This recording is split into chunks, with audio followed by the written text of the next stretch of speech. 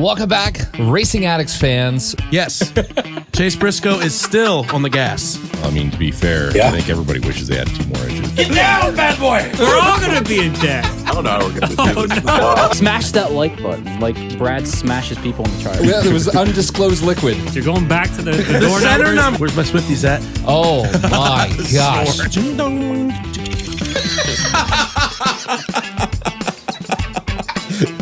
And just like that, we're off the rail.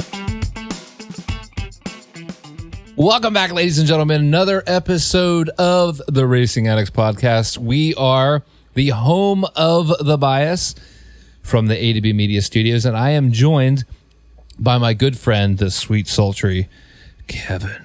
Hey now, what's going on, everybody? Or as we like to say, never mind. Yeah, All right, moving on.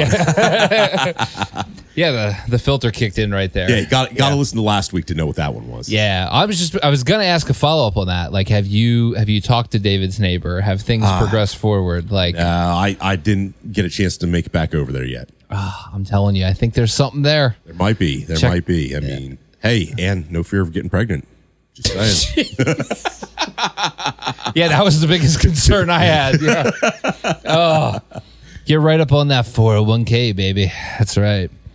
But we are here back from Pocono, a local race, and we did not go to it, which feels weird. Like, I had so many people today asking, like, "Oh, were you at Pocono this weekend?" I'm like, no. I just didn't care, which is probably the wrong answer. But I'm glad I didn't go, to be honest. Honest to God, even though Pocono is technically our home track for NASCAR, I think Dover's a lot more of a home track for both of us than Pocono is. Yeah, I agree. And honestly, it's better. Yeah. Like, it's like, even through the ages, Dover's had some rough years, but I feel like it's still consistently better than Pocono. Oh, I 100% agree. And just like I was saying last week, I like the concrete tracks. Plus, with how steep the banking is, Me too, that's right. There's lots of moves happening at Dover.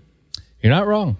And we are going to Xfinity. You and David might be doing Cup, right? But I'm doing at least. So I'm gonna already be down there in Delaware for that week. So that's right on my way back home. So the important part is all of our Racing Addicts friends and family. If you're going to Dover, hit us up. Heck yeah. Mitch and I will be at Xfinity, and you guys will be there the whole weekend. So we're going to have a Racing Addicts presence for the entire Dover weekend. Looking forward to it. I think my wife's going to come too. She enjoys the Saturday shows. That'll be fun. That's awesome. It'll be good. I'm trying to drag my sister-in-law because she wants to experience a race, and I'm like, okay, Xfinity is the best show right now anyway. Exactly. And that's a good track to do it at. That's what I thought, and it's really not a long race. So, like, it's not like you have to digest like a 4-hour experience. You can literally show up like last minute and get in the gate.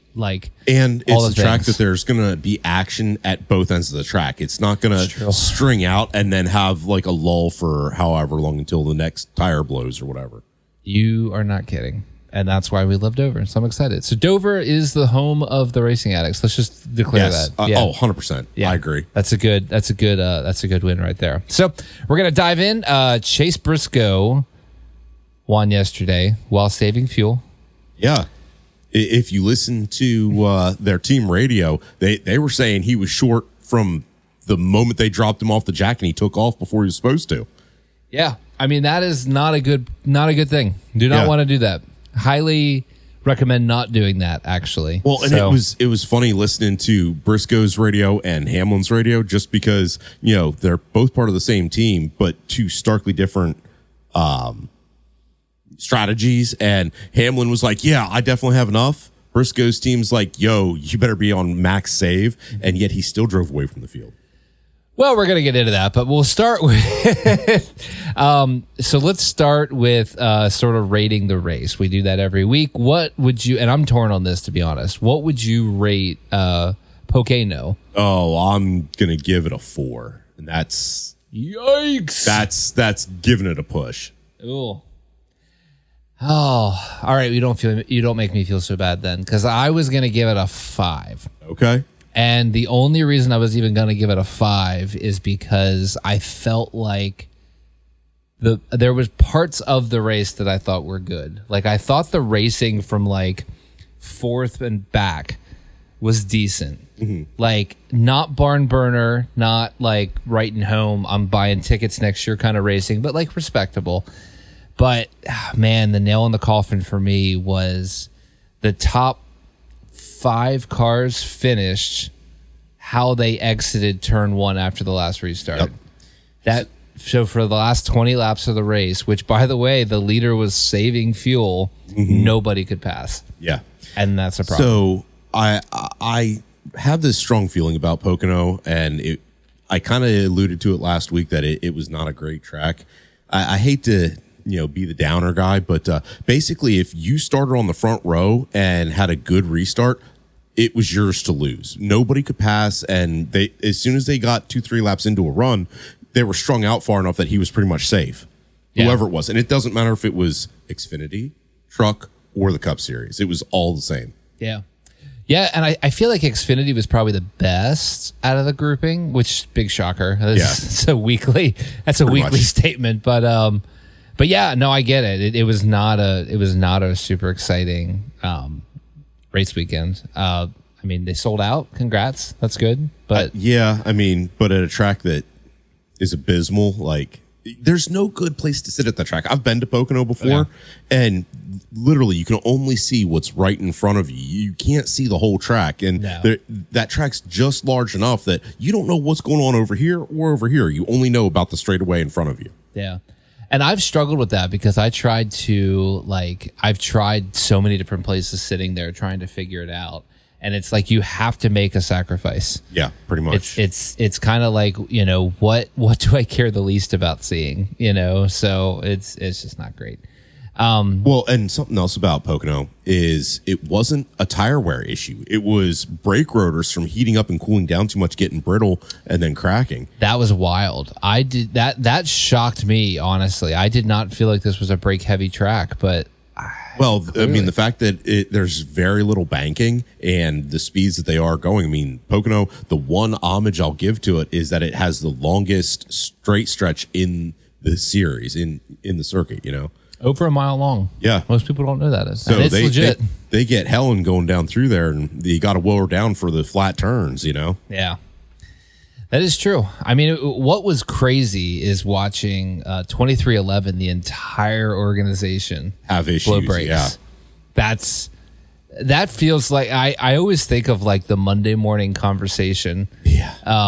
And that's one for sure that I look at that I'm like, man, I wonder how bad that was. Yeah, that's one where everybody just sits there and just kind of looks down, doesn't make eye contact with anybody, and is just like, all right, let's just get it over with. Like whoever's running the brakes department is just like sinking in. Yeah, pretty much. Pretty much. Just gonna disappear. But yeah, I mean, other than that, I didn't have a whole lot of highlights. I mean, we saw Byron and Blaney come from the back, which was good. And I think that's where I look at like, okay, like there was moments, like it took a while, but it was doable. Yeah. Blaney had to come from the back twice because he sped on pit road. Dog, you're killing me. Yeah. But it just, when you get down, it's like we say all the time with Talladega, you have the fuel saving, you have the strategy, makes it interesting. But when it comes down to the end of the race, when people were in go mode, you can't do anything. It's true. It's true. You're dependent on the cars that are around you and how much speed you can make drafting. Yeah. And then even there, you can't do anything. Like, well, no, there was so much aero blocking. Like as soon as two cars got side by side, they were stalled out. They couldn't do nothing. They couldn't get away from each other. One couldn't get ahead. And that's when you were seeing people dive bomb and get two places at once. Do you think Pocono's in trouble, or do you feel like it'll just always be around? So it's been in the NASCAR universe for so long. I think it's almost like grandfathered in, and it is good for other events, just not for NASCAR. Yeah. I was trying to think through, like, if there was ever a way you could try to make the racing better there, because it's never been amazing. Like, it's never been like oh my gosh, it's Pocono. Like, it's always kind of had its own vibe, but I don't know what you would even do. Like, that's what stinks. Like, it would need a total remodel, right? Need a whole facelift. And I just don't know if that's necessarily feasible in this market. I don't think so, and especially because this sucks, but I think to make it good, you're going to have to kind of kill the identity of the track. Yeah, pretty much. and I just don't see that being desired. So I think it is what it is, and it's okay. Like, it wasn't atrocious. It just wasn't great. It was like, I feel like 5's a great number. Like, I look at the weekend as a whole, honestly, not even just Sunday.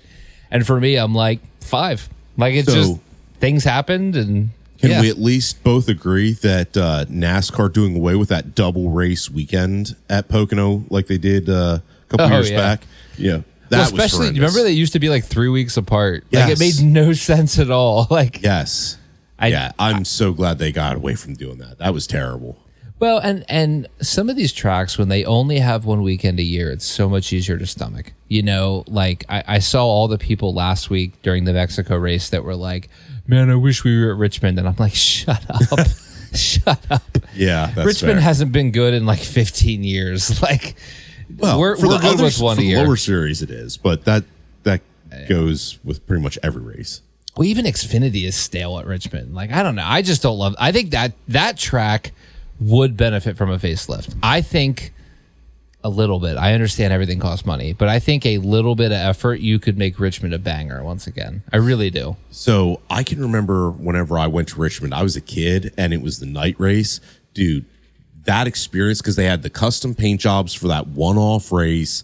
You know, it was warm out. You could see the sparks shooting off the pavement. Like, that track mystified me as a kid. And I still love that track, but I do agree with you that the racing quality has suffered over the years. It's the corners feel weird. Like, the corners are so long, but you can't do anything with it. Like, I think I have not put a whole lot of effort into this, I'll be honest. This just we had nothing to talk about in the race yesterday, so we're just we're going into Richmond. Cars started, they finished, whatever. But I think, like, progressive banking, I think, would have the potential to fix Richmond. Obviously, I know they're not going to want to totally change things because you're too committed. Yeah. I think old Richmond would be phenomenal. I'd love to go back to paperclip. Not the I'm not a tri-oval fan. I feel like tri-oval tracks ruin a lot of good racing. Okay. Just my opinion. Like, old Atlanta, love that track. I miss it so much. I think that was one of the best speedways that we ever had that we kind of killed. But I will say the progressive banking, that's not a bad idea, because the track could keep its identity, but then give them something just a little bit more to grip so that there's a definitive high line and low line. That would definitely change the look of things. Well, and that's what I was thinking, because your track is so wide that you're traveling so much further on the top. But if you did the right amount of banking, you could make that a benefit, that you could actually get multiple lanes, which is then going to produce more tire wear. The surface, oddly enough, is not aggressive at all. Like, you never wear tires there, and I don't get that. I don't know how, because you would like. I don't think it's a recent pave, so I don't know what they did. But, like, yeah, Richmond has potential. Like, Pocono is what it is, and it's fine. It'll exist for the rest of eternity, until Iran bombs it, and then sorry. Speaking that of joke, sorry. So I heard, and this was once upon a time ago, that the reason that they never put lights on Dover is because of it being too close in proximity to the Air Force Base. That is correct.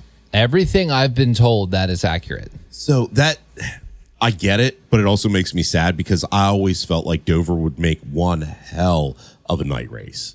I mean, the optics would be off the charts. Yes. Yeah. You get that kind of speed, especially like 900 horsepower, 1,000 horsepower motors. Oh, man. Rolling in there. 4 lug, small tires, 5 lug, I can small dream, tires. right? Yeah. Oh, man. Sorry. It's somebody posted a clip of Cup qualifying from, like, I don't know, 2014, whenever the first Gen 6s that were still running 1,000 horsepower. Oh, yeah. And it was qualifying at Dover, and it was like, you just forgot. Like, you honestly forgot how fast cars went there. Like, my eyeballs got huge just going like, oh my gosh, look at the speed. Yeah. That was, so nice. Good days gone by. Yeah. Eventually, I feel like we're moving the needle in a good direction. There's a bunch of people in the right positions complaining, which is good.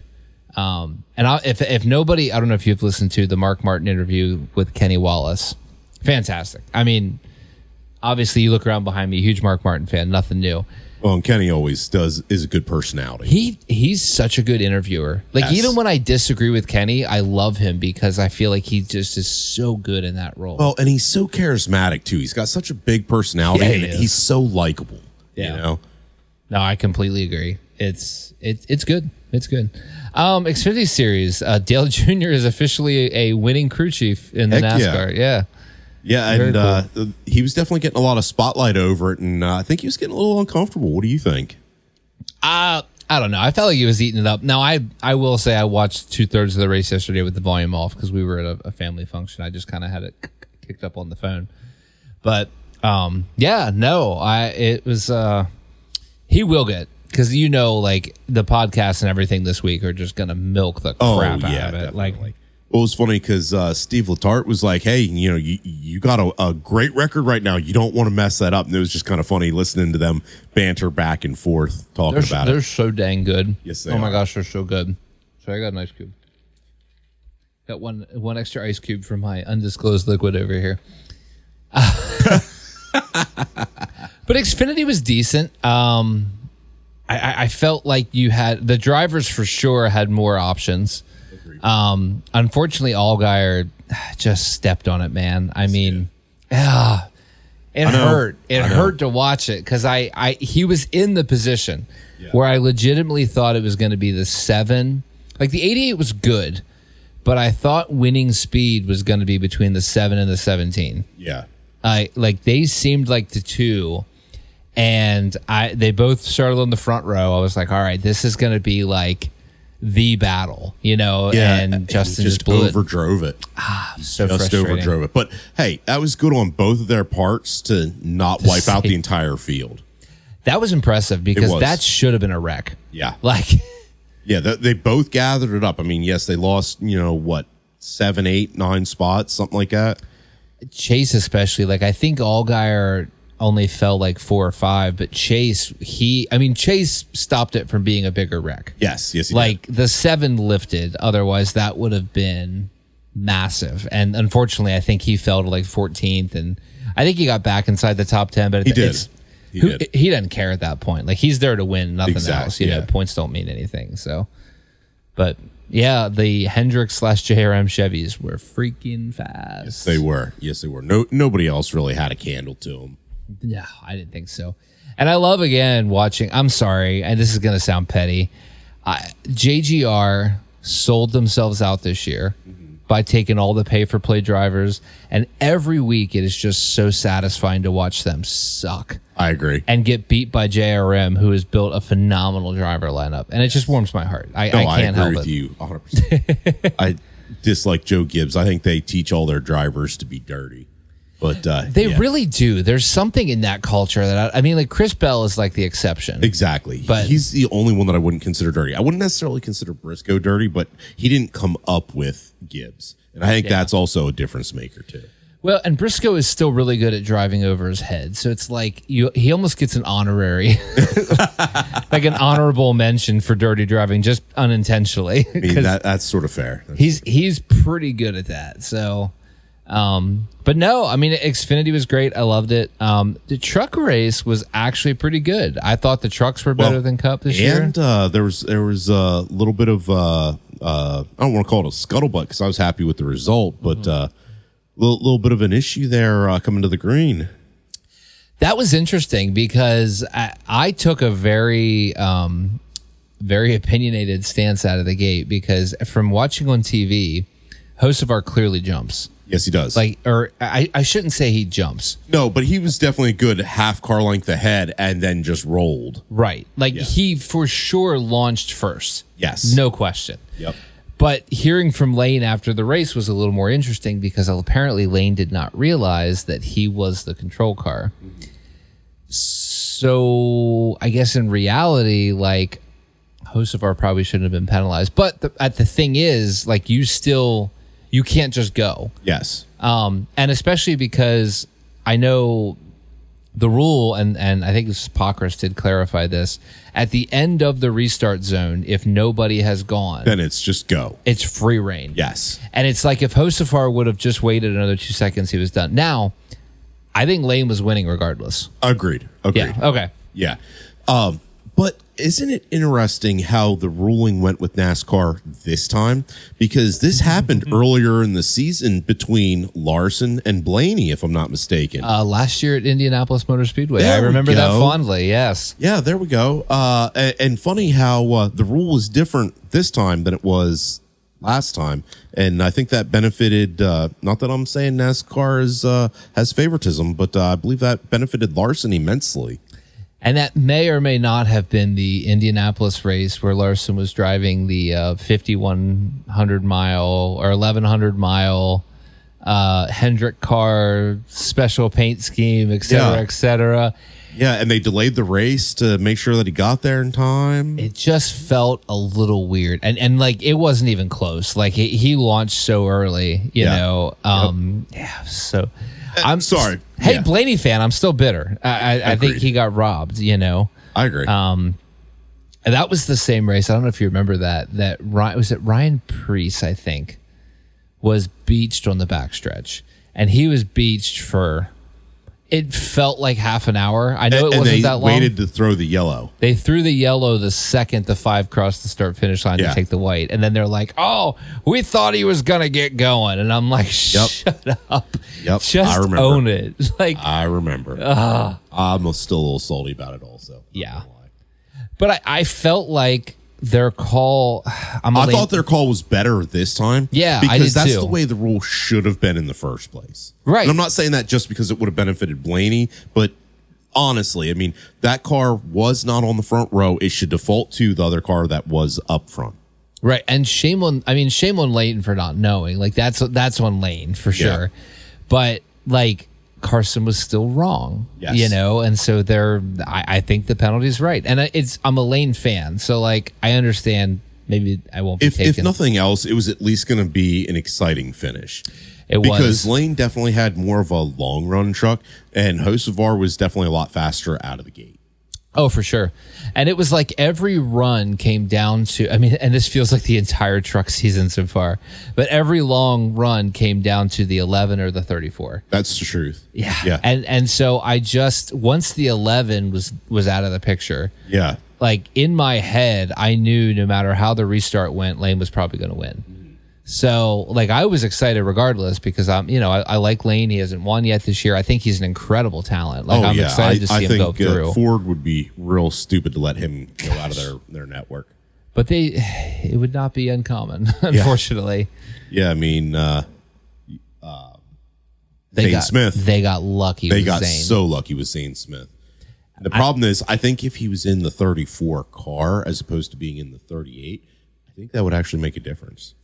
It might be. And I'll be honest, I thought last year Todd Gilliland outperformed what was expected of him. I agree.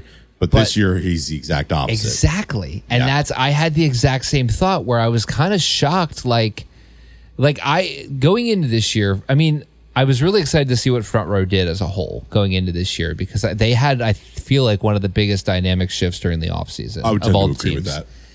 And I really had kind of high expectations and really like they're not bad. Like they're not terrible. No, but he's not doing any better than he did last year. And that's what's kind of surprising me is that he's not making more of a leap. That's what I thought. And then like whenever he's in the position, because he's had a couple weeks where he's in the position, like he does something to screw it up. Yeah.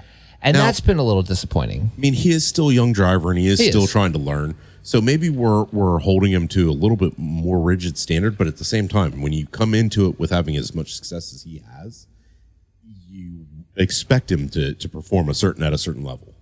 Yeah, no, 100%. Especially with what we'd seen out of the past, I felt like he'd kind of like he himself set that standard, to be honest, which is a positive thing.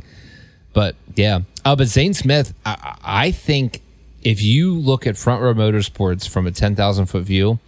In my opinion, I'm curious to know your opinion. I think Zane's been the best driver at FRM. I agree. Okay. I was curious to see like if you felt the same. Yeah. Like, I mean, they have weeks that they all suck, for sure. Like, very, very few drivers are consistent every weekend, especially with the next-gen car, blah, blah, blah, blah, blah, all this stuff. Well, and they're also a smaller team, too, and that definitely makes a difference. The one thing I will say is I think they moved Todd Gilliland up too quickly. I really do.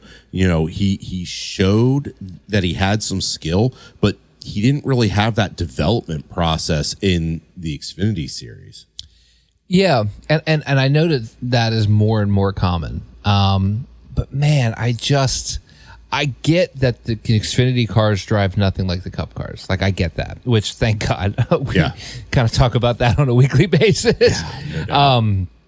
But there is a racecraft, which, I mean, example number one is Carson Hocevar in the 77 car. There is a racecraft lost when you go from trucks to Cup. Agreed. 100%. And I because I look at, so if you look at like young prodigies, if we're just going to put a bunch of drivers under that big umbrella, let's look at Connor Zilisch. Let's look at Carson Hocevar. Connor Zilisch, I personally believe, is going to be more successful when he gets to the Cup Series than Carson Hocevar has been. Hocevar has speed every freaking week. Yes, he does. And every freaking week, he finds a way to blow it. Yep. And I don't think you're going to see the same thing out of Connor Zilisch, because I think what he's learning, especially at JRM, I mean, Dale Jr. is a great teacher. What he's learning at JRM especially, I think is going to benefit him so much more when he gets to Cup. So there's only one thing that worries me about that track, and I'm not knocking Allgaier, but I just worry that he spends too long in the Xfinity series and then doesn't get the opportunity in the Cup, because we've seen that happen before. And Allgaier's not the only one; it's just he's the big one right now that's happening. Well, he's one of the few that has just decided to make that his career. That's true. You know, like Matt Crafton in the trucks, and Justin Allgaier in Xfinity. I'm not arguing that, but you got to admit that there is some fear to that. You know, because if you don't move up quick and stay relevant, your star dims real quick. Oh, it does. And you gain bad habits. Like, honestly, I think the dumbest thing in the world is the fact that Corey Heim is still in the Truck Series. It's absolutely idiotic. I hate to say it, but he's better than the Truck Series. Well, he is. And the shame is, from what I hear, from what I understand, although it's usually correct, Ty Gibbs is the reason he has not moved up. That's fair. Because when you get anywhere north of that, if you want to go to Xfinity or Cup, you kind of have to go through Joe Gibbs Racing, because you've got, I know he's signed with 2311 as a development driver, but it's still Gibbs.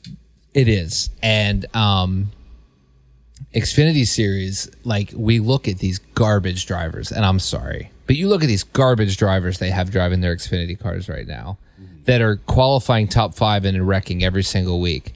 And then meanwhile, you've got Corey Heim in the Truck Series, who's like 2/10 ahead of the field every freaking Friday night. It's like, come on. Like, I get so mad watching the truck races, because if you eliminate him, they're pretty good races. That's fair. But he kind of ruins the races because he's so dominant. Yeah. And obviously he's driving for the top Toyota team in the Truck Series, which has unlimited money. Yeah. Oh, and for sure. Like, we all know this, but I don't know. So you said about Ty Gibbs. Okay. So he had a lot of success in the Xfinity Series, and yes, he had a good showing in the Cup Series his rookie year, but now he's definitely in a sophomore slump, or maybe even bigger than that. He's got to be hitting the panic button, because the longest driver on record to be at Joe Gibbs Racing without winning. I'm sorry, there's probably a better way to word that than but I did. He is the longest tenured JGR driver to not win a race. Yeah. Which is wild, because his last name is on the building. Like, well, and that's probably why he's still there. But you know that he has the best of the best equipment. I mean, he jumped right into Kyle Busch's vehicle just with a different wrap on it. So Kyle Busch was a force in the Cup Series. And I'm not trying to dog him now, but he's also not in nearly as good a team now either. Yeah, and honestly, he's outperforming Ty Gibbs most weeks. He needs to be afraid. And what's funny is I was listening to the teardown on my drive here, and they did not mean this to be an insult to Ty Gibbs. They were so busy complimenting Chase Briscoe that in the back of my head, all I could think about was Ty, because they kept dwelling on the fact that, like, well, he had to win. You can't go to Joe Gibbs Racing and not win a race. That's just expected to even be in that organization.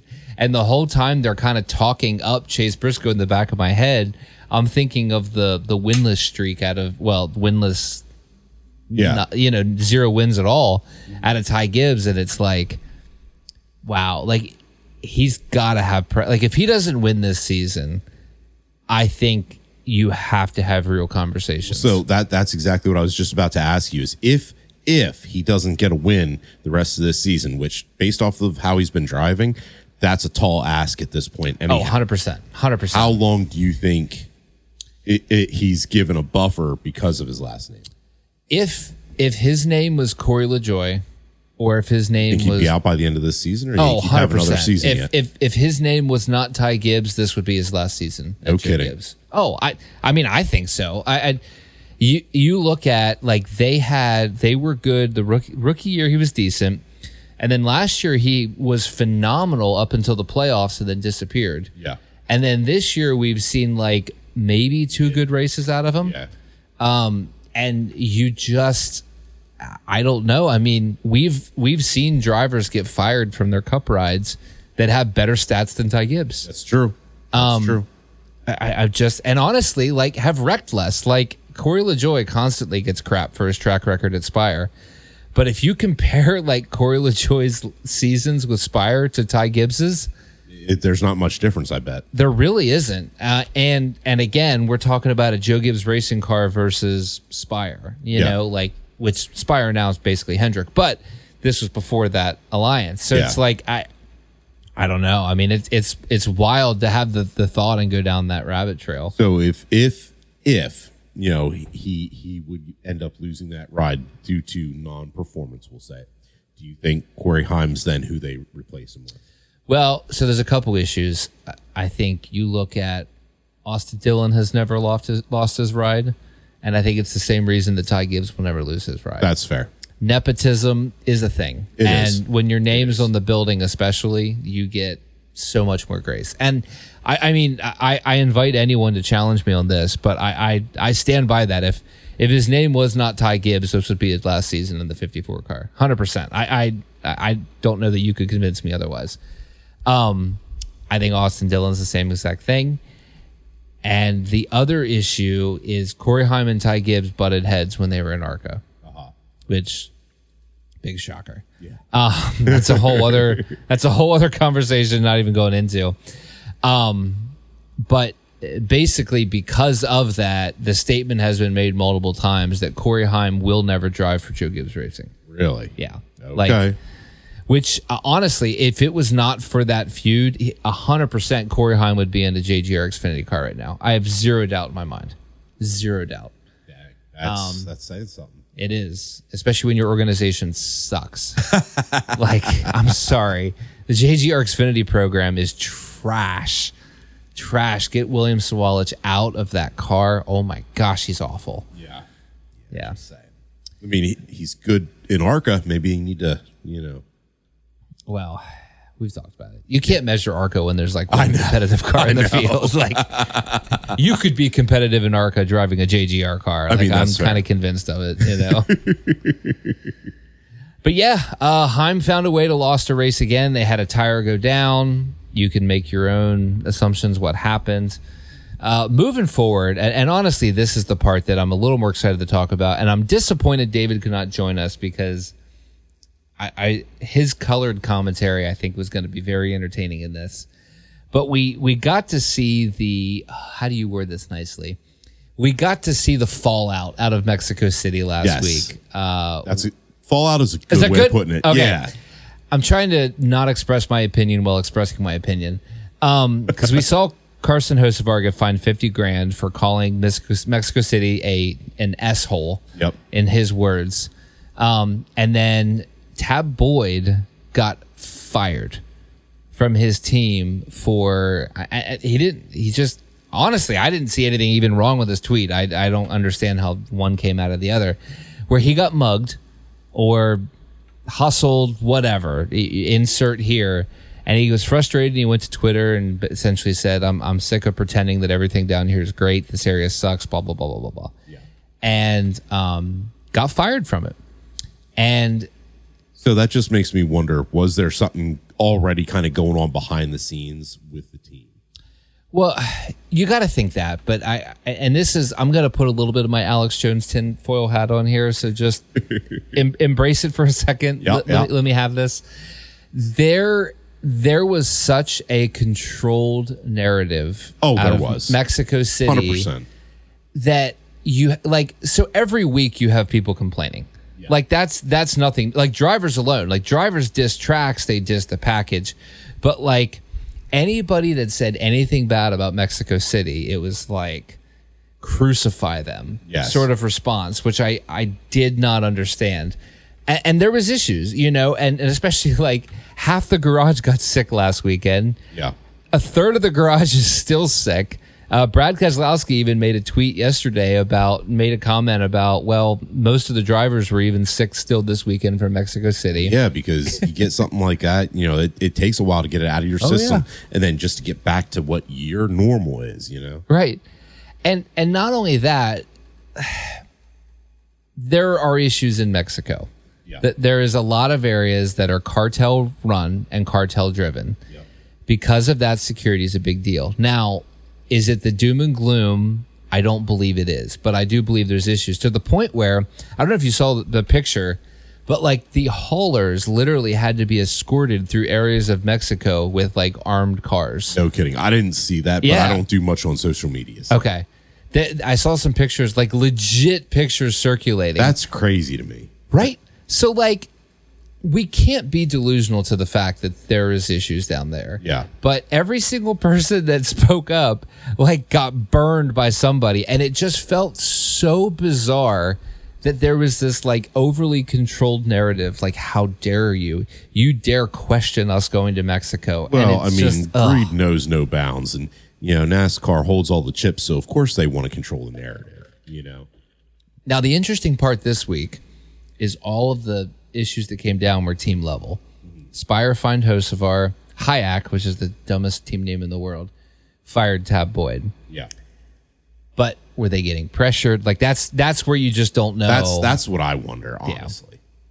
Yeah. And it's a problem. It's such a big problem. And I went on a little bit of a rant on Twitter, and I may have made some sarcastic tweets. Oh, NASCAR's going to come after you next, buddy. I know. Well, you're going to get canceled cultured. So what's funny, Keselowski, when he tweeted last night about, well, most of us are still sick from Mexico, I retweeted it, and then I put in there retweet to scare Hayek Motorsports, because Tab Boyd getting fired over his tweet still is like, it infuriates me. Yeah. Again, PC culture gone too far. Well, yeah, like what? So here's the next issue. NASCAR and team owners, etc., are always telling drivers that they want them to have more personality, be out and about, be an ambassador for the sport. Well, but as long as it's on their terms. Exactly. Yeah. And like, for all of Carson Hocevar's downfall on the track, I feel like his off-track antics are phenomenal. Like, I think he's doing an incredible job as an ambassador for the sport. I'll admit, they had him on one of the pre-race shows, and he's standing there with his sunglasses on, and I'm like, dude, you just need punched in the face so bad. Like, I can't get past Take your sunglasses off at least and be, you know, a little bit more personable while you're giving an interview, rather than looking like a complete D-bag. But now you're just going to get more of that, because he was doing a Twitch stream when he got his $50,000 fine. So like, you can't say that you want drivers to have more personality and be out more. And then punish them. Like, it's just stupid. And I'm not a fan of it at all. Like, I want to know everyone's opinions. Mm-hmm. Like, Door Bumper Clear is a great example. They never hold back their opinions. I don't always agree with their opinions. Sometimes maybe they go a little bit too far, but that's why we listen. Exactly. You know? And that's what we want. And I'm just so sick of this cancel culture. Like, well, he questioned the quality of life in Mexico City, so we need to fire him. You know, and then even all the people with the million flags and the rainbows in their bios that are going, Tab Boyd hates Mexicans. And I'm like, shut up. Yeah, shut up. That's a reach. Oh, my gosh. He never once said anything like that. He said, we're in a dangerous area, which, ta-da, we are. Oh, exactly. Sorry, I had to get it off my chest because that just ticked me off this week. That I was like set off on that. I was going to say, I don't have any strong feelings about Tab Boyd, good or bad, but I do think it's ridiculous because you can look, it is well documented that going out of country is not safe right now. And especially going down to Mexico where you already said it, there's cartels, gangs, all this other stuff. Like, that's sketchy as hell. It's real. Yeah. It's real. Yeah. I'm not a fan. I hate cancel culture because we should all have the freedom to express our opinions. If the blue-haired lady with the he, she, whatever name in her bio has the right to spew her opinions, so should Tab Boyd. Agreed. And that's and it just takes us down a lane that I don't want to go down. Well, and again, he wasn't belligerent. He wasn't vulgar in what he said. I didn't think so. You know, if it would have been expletive laced and, you know, would have been dragging everything through the mud, okay, you know what? That's maybe going a little too far. But what was said was just everyday verbiage. That there was nothing inherently negative singling out a specific group or people. Agree completely. So, let's just cancel culture. Let's just kill that crap. Let's cancel. That's Love so it. Dumb. So freaking dumb. Just like what was it? Florida, Oklahoma, a couple other ones saying that they're not going to prosecute people driving vehicles when boneheads can't get out of the street. Just saying. Amen, brother. Amen. Common sense back on the platform. Right. Moving on to chilling on a dirt road. Yes, sir. With me. We had a lot of freaking dirt racing this weekend. Honestly, this is a wild statement to make, and you can laugh. Oh boy. I feel like we had too much dirt racing this weekend. What the hell? So there was so many series and so many events going on this weekend that actually I didn't feel like any one event was super competitive. Yeah. Because like everybody was everywhere. Well, and it's not going to get any better for you if that's your feeling because this is PA Speedweek, baby. Oh, is it really? It is. Okay, well, I'm excited. I love PA Speedweek. Yeah. Can we need to get to one. Are you going to any of them? So, tentatively speaking, I'm supposed to be going to BAPS and help out in the pits this Sunday. This Sunday? Hold on. Sunday at BAPS Motor Speedway. I might go. I think they said it's $12,000 to win that 410 feature. So, breaking news, is Kenny running a 410? I have no idea. I haven't talked to him. I'm sorry. I have failed. Right, that's fine. I have failed. All right. I know this. I know he'll be running the Super Sportsman because they're the support class for the. Oh, that'll be fun. Yeah. Super Sportsmen are there to support the 410s on Sunday night. So that's going to be the primary focus, I would imagine. But I don't know anything about anything, so you never know. David Mitch, where you at? Look at the camera. David Mitch, where are you at? We need to go. That'd be fun. Let's make this happen. Make it a little Racing Addicts I'm disappointed night. in you guys for not showing up again, Mitch. Jeez, David, jerk. this week. Gosh, what are you doing? Are you supporting your kids? Who has time for that? How dare you? Should be supporting us. Well, and again, Mitch, he's talking about loving this weather so he can go out there and cook. Why aren't you here cooking for us, buddy? I was gonna say we like to eat too. It is just as warm in this studio as it is outside. I can confirm that because this little air conditioner is doing its best, but it sucks. I will say I'm getting the box fan over here, so like I'm staying all right. But I think this next portion of the podcast we're going to switch seats. Oh my gosh, I am sweating out of every orifice I possibly can. It's time to wrap this show because I am sweating like a crazy. Oh, that's I'm sweating great. like a fat kid is what I'm doing, which that's fair. I feel in my heart and my soul. But Dietrich won Ohio Speedweeks last week. Very cool for us. Yes, sir. Hold on, we'll put him on the desk. Oh, you can't see him. I'll put him on the mic. Put him on the mic. So congratulations. I'm an idiot. That was not even worth the effort at all. No, if you could have mounted it on top of the mic stand, that would have been one thing, but there we go. There, that's better. So, look, and it's even perfect in view. And the mic cable is holding it from falling. I like it.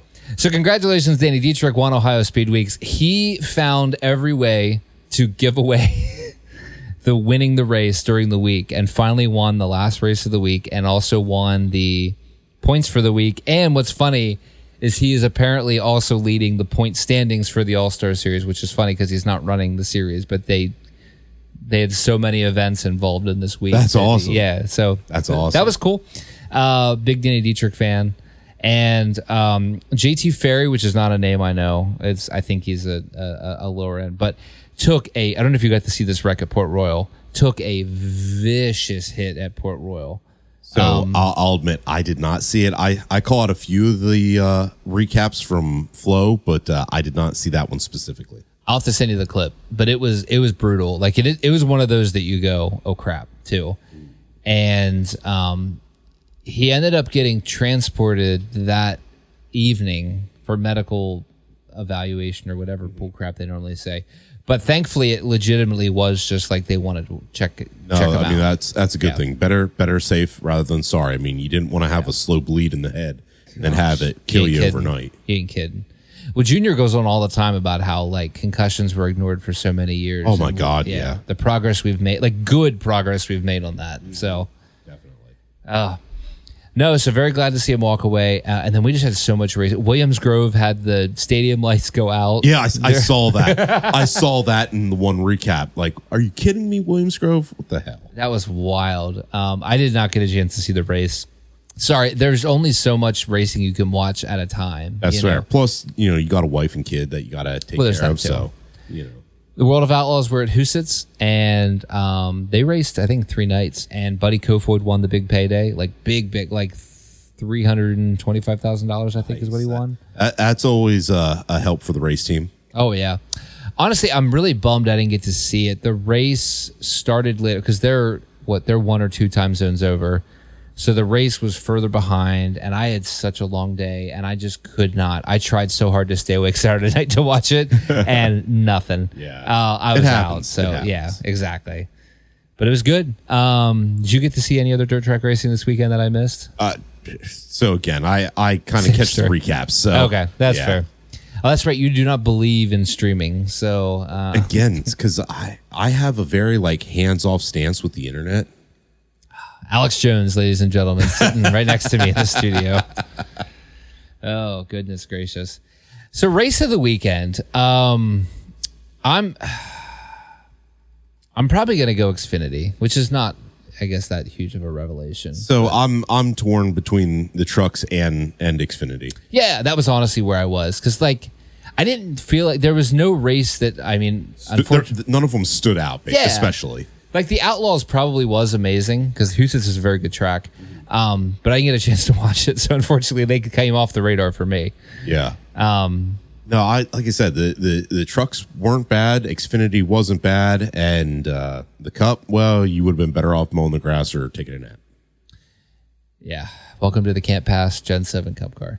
I'm pretty happy giving Xfinity the weekend. The Porta-John gets a week off of winning the race of the weekend. They won last week. If anyone hasn't seen that clip, check our social media because I thought it was hilarious, and I feel like that clip honestly should have done better. I was dying laughing last week. It was so good. Freaking SVG with this leaking out both holes. Oh my gosh, it was so good. So next race predictions. Hotlanta. And it's hot down there like it is here. That track is going to be greasy. Oh, if that track gets nice and hot, we're going to have some good racing this weekend. Heck yeah. I'm hoping for. So it is Echo Park Speedway now because why not? Sorry. Echo Park Speedway. And they are racing Saturday night, which means there's no excuse for us not to go to Babs on Sunday afternoon. Right? That's what I'm saying. That's a win. So reviewing last week, David gets another dub, ding, ding, ding, ding, ding, and is now tied for the lead in the Racing Addicts pick standings with myself. So David and I are currently tied at 5, and then Kevin is in 3rd. So, hey, we might actually have a pretty good race to the finish here. Heck yeah. Yeah, I'm only 2 races behind, but you never know. You never know. You never know what can happen. So our first pick of the weekend, is actually me because Chastain sucked yesterday. Yes, he did. What the heck? Yes, he did. Man, I expected better out of him. Clearly, because I picked him and I was dead wrong. So I can't take that anymore. I know who I'm picking. You know? I know. Man, I'll tell you what. And you're gonna flip, but I know who I'm picking because it's the only time he shows up. Super Speedway-esque tracks. All right. Well, I have no idea who I'm picking, so I'm just going to give you honorary first pick. And while I figure it out, I'm going to go with Austin Cindric. He shows up at Daytona, Talladega, and Atlanta. Yeah, you're not wrong. That sucks. That's a good. I knew you were going to hate that pick.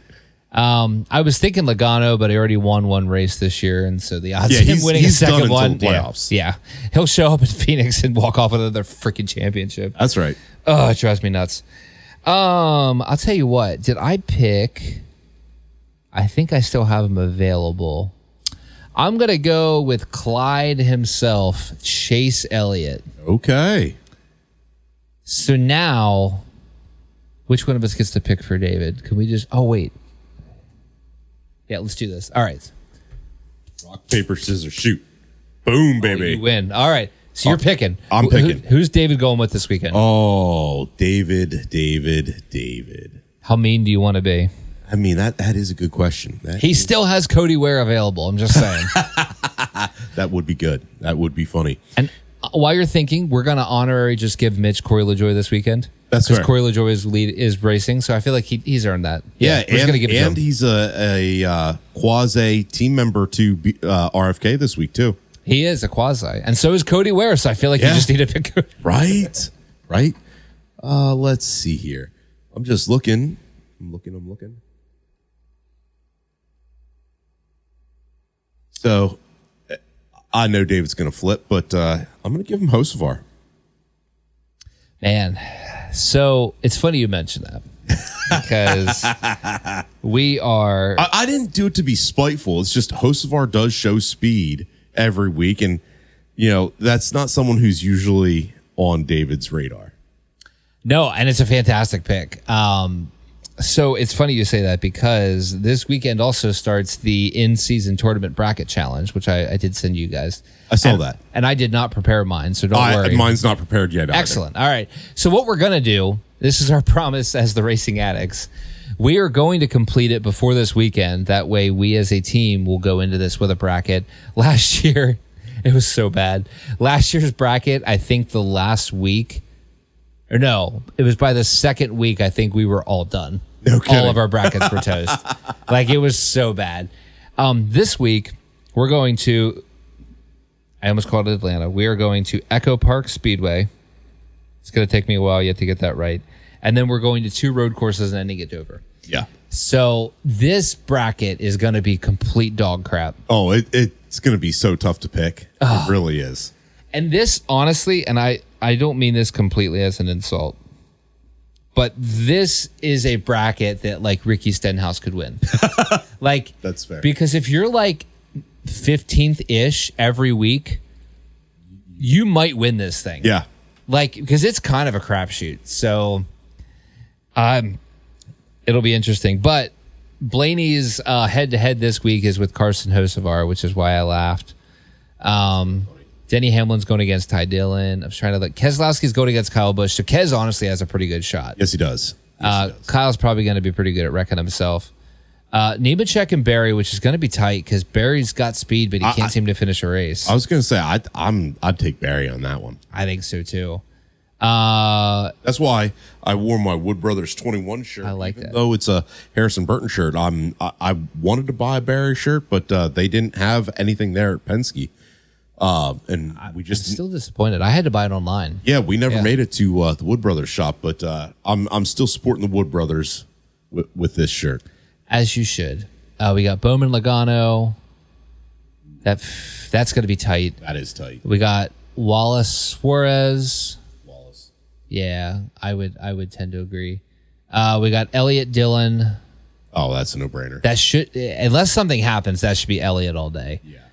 We got Chastain and Jones, which is gonna be interesting because Jones has been bringing the heat, and Chastain has kind of sucked on and off. So that's gonna be interesting. We got Bell Stenhouse again. Bell Could be, but it's a drafting track, and that's where I'm like, That's one of the ones where Stenhouse shows up. I get it. He does. And Bell randomly sucks. That is the weirdest part with that team. They can go from dominant car to 25th place in a week. Poop in the bed. Yeah, it's so weird. So that's going to be interesting. Briscoe and Gragson. Unfortunately for Gragson, I think that's going to be a Briscoe one. Yep. This one will be interesting. We got Ryan Preece against William Byron. Ooh. And I'll tell you what. That's not an easy pick. It's not. And obviously it's a drafting track, which is probably a strength more for, well, I don't know. Byron's got some 500 wins. Well, of course he's running 8th when he wins the 500. But that could be an interesting one to follow. Got Blaney Hocevar, obviously Team 12, all in here. If he doesn't get wrecked by Hocevar, which, by the way, happened earlier this year. Yep. Larson Reddick, again, that's going to be an interesting one. They both have about the same luck at drafting tracks, it feels like. That's the truth. McDowell and Allmendinger, that's an interesting one because I go Allmendinger. I think I would because McDowell can't seem to finish a race either. No, and he had a brake rotor issue also. Oh, that's right. I keep forgetting he did. Yeah. Gibbs and Haley. That's a tough one. I have no idea. But that's tough. It is really tough because Haley's Haley's wrecking too. I don't. Yeah, that's a good. I honestly don't know what I'm going to do there yet. Smith and Cindric. I love. Man, that has the potential to be good. Yes, it does. But unfortunately, Cindric just somehow ends up at the front of all these freaking drafting races. He does. Yes, he does. And then Buescher and Gilliland, which I love Gilliland, but I just. Man, Buescher's got to go with the hot hand, yeah. Yeah, I feel like that feels like a Buescher thing. So, anyway, if you guys have not done that yet, definitely encourage you to do it. We are going to find some way to socially share our picks once our producer, aka myself, comes up with something. So, but it's fun. I enjoy the bracket thing. I wish they would have picked like any other stretch of races to do it. Gosh, the 2 road courses that's gonna make things tough. Well, that's the thing because it's like there's such a pedigree behind the bracket idea. Yeah, and this just doesn't feel like a good representation because it's like a drafting track and 2 road courses. So like legitimately, anyone could win. Oh yeah. Now Dover is your final round, which is a little bit more of an equalizer, but I feel like there's going to be so many. There's going to be so many good names out already. Yeah. Definitely. So, and obviously the last round is just 2 drivers anyway. But yeah, I'm not a fan of that. But hey, go 12. Yeah, it's all for fun. All for fun. Going to be great. I think I feel like I'm good wrapping it. I feel like we had a good episode. Yeah. There wasn't much to talk about. Pocono was not real exciting, so let's land that plane. Yeah. So much. Hopefully we got some good stuff next week. Hopefully we get some of our friends back. Yeah. Hopefully people will make some time to show up for a change. David Mitch. Yeah. We'll have to start calling Jake with the Here for Speed because he actually shows up when I call him. Shots fired. It's all right. David's not going to hear this. Have a great weekend, y'all. And we will see you after Echo Park. Take it easy. Bye.